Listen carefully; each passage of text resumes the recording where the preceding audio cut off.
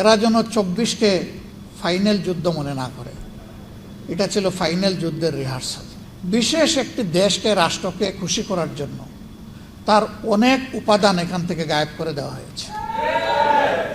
এ দেশের যিনি দুর্দান্ত শাসক ছিলেন, তিনি নিজে পালিয়ে গেলেন। তিনি নিজে পালাবার আগে পরিবারের সকল আত্মীয় স্বজনকে পালানোর সুযোগ করে দিলেন। এবং তিনি যখন পালিয়ে গেলেন, এত দুর্ভাগা জাতি, জাতীয় মসজিদের ক্ষতি পর্যন্ত পালিয়ে গেলেন। তার মন্ত্রিপরিষদের সদস্যরা খালে বিলে পালানোর চেষ্টা করলেন। দুনিয়ায় মানুষের আশ্রয়ের দুটি জায়গা, অসুস্থ হলে হাসপাতাল, নির্যাতিত হলে বিচার বিভাগ। সেই বিচার বিভাগের সর্বোচ্চ স্তর হচ্ছে আপিলেট ডিভিশন। সেই ডিভিশনের একজন বিচারপতি পালাতে গিয়ে কলাপাতার উপরে ঘুমালেন। 90% মুসলমানের দেশে অমানবিকভাবে আয়নাগর তৈরি করা হলো। জুলাই জাদুঘর, স্মৃতি জাদুঘর যারা দেখেছেন তারা তার দামি রূপটা দেখতে পাবেন। বাস্তব রূপ ছিল তার চাইতেও কঠিন। কবরের সাইজের একটা ঘর, সেই ঘরের মধ্যে তার ঘুমানো, শোয়া, বসা, নামাজ আদায় করা, গোসল, খাওয়া, সব কিছু, পেশাব পায়খানা ওখানেই। এখান থেকে কাউকে বের হতে দেওয়া হতো না। এখানে তার দামি কিছু প্রেজেন্টেশন রাখা হয়েছে। আমি মনে করি যারা সচেতন নাগরিক তাদের প্রত্যেকের এই জাদুঘর ভিজিট করা উচিত। কিন্তু দুর্ভাগ্য,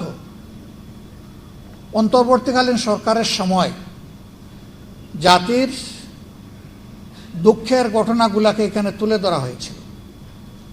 বিশেষ একটি দেশকে, রাষ্ট্রকে খুশি করার জন্য তার অনেক উপাদান এখান থেকে গায়েব করে দেওয়া হয়েছে। এখানে 47 সাল বা 46 সাল থেকে শুরু করে অনেকগুলো রাজনৈতিক, সাংস্কৃতিক পরিবর্তনের যারা পুরোদা ব্যক্তিত্ব ছিলেন তাদেরকে তুলে আনা হয়েছিল। এর অনেক কিছু এখন গায়েব করে ফেলা হয়েছে নির্বাচিত সরকারের হাতে যখন আসছে। অনেক নির্যাতিত মানুষ, তাদের স্মৃতিচিহ্ন ছবিগুলো ওখানে ছিল।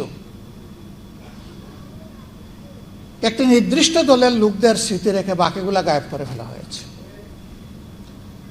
আপনারা সেই সময় ইসলামী ছাত্র শিবিরের কেন্দ্রীয় সভাপতি দেলোয়ার হোসেনের কথা জানেন, যে প্রায় 200 দিন যাকে রিমান্ডে নেওয়া হয়েছে, তারপর কি না অত্যাচার করা হয়েছে।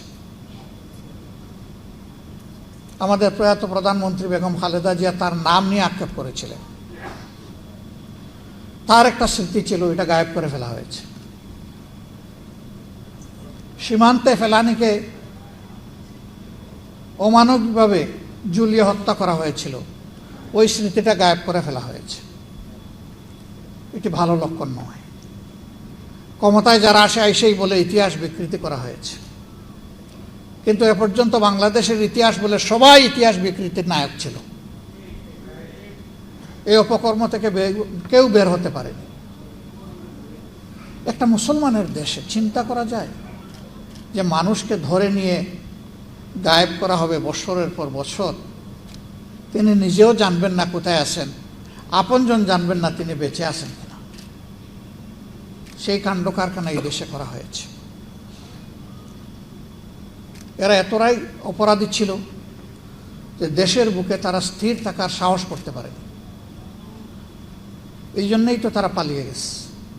আর দুনিয়ার ইতিহাস বলে একবার যারা অপকর্মের দায় নিয়ে পালিয়ে যায় তারা আর ফিরে আসতে পারে না। কোনো ইতিহাস নাই। বাংলাদেশে এখন সেই ন্যারেটিভ তৈরি করার জন্য পরিকল্পিতভাবে ফ্যাসিস্টদের যারা দূষর তারা এখন নেমে পড়েছে। আমরা তাদেরকে বলি, 24-এ যে মানুষগুলো জেগে উঠেছিল তারা সবাই মারা যায়নি, তারা ঘুমিয়ে পড়েনি, তারা সজাগ দৃষ্টিতে সব কিছু প্রত্যক্ষ করছে।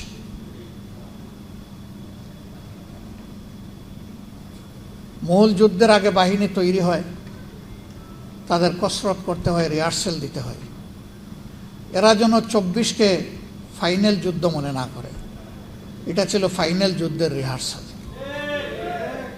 কারণ 24-এর পরে আমরা মনে করেছিলাম ফেসিবাদের যে পঙ্কিলতা, যে ময়লা, যে আবর্জনা যুগ যুগ ধরে তৈরি হয়েছিল তা এখন পরিষ্কার হয়ে যাবে। কিন্তু আমরা কি দেখতে পাচ্ছি? আসলেই কি কিছু পরিষ্কার হয়েছে? বরঞ্চ আবর্জনার কলেবর আরও বৃদ্ধি পাচ্ছে। ফেসিবাদ কোনো নির্দিষ্ট দলের সাথে যায় না। ফেসিবাদ একটা সংক্রামক ব্যাধি। এটা এক জায়গা থেকে আরেক জায়গায় সংক্রমিত হয়। এই ভাইরাস যার উপরেই ভর করবে সেই ফেসিবাদী। নির্দিষ্ট কোনো দল এর জন্য মার্কা মারা হবে না।